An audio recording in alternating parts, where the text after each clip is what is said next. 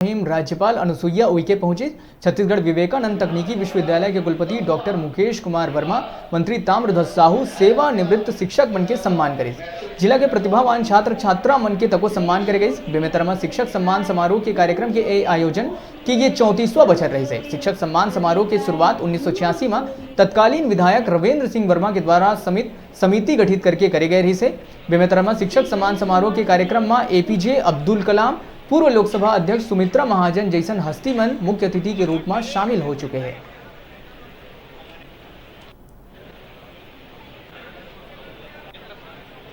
हमारे सभी जो रिटायर हुए हैं, जिन्होंने बहुत अच्छा काम किया है, ऐसे शिक्षकों का सम्मान था शिक्षक दिवस के उपलक्ष्य में।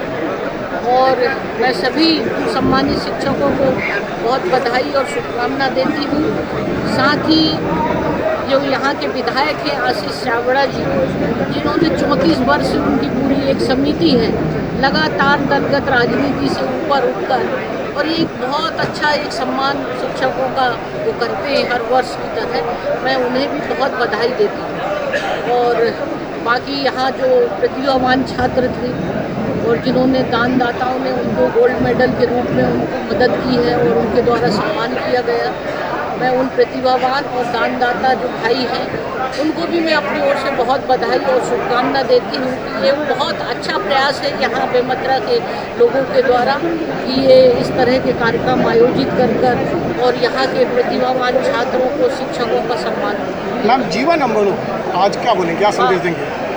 अनमोल जीवन जो है, जीवन अनमोल है। और निश्चित रूप से आज की जो भाग दौड़ व्यस्तता में लोग का जो मानसिक असंतुलन हो जाता है और असफलता से भी व्यक्ति अपनी ज़िंदगी से हाथ धो लेते हैं, इसको रोकना चाहिए। हर इंसान को समझाना चाहिए कि जीवन एक बहुत अनमोल है।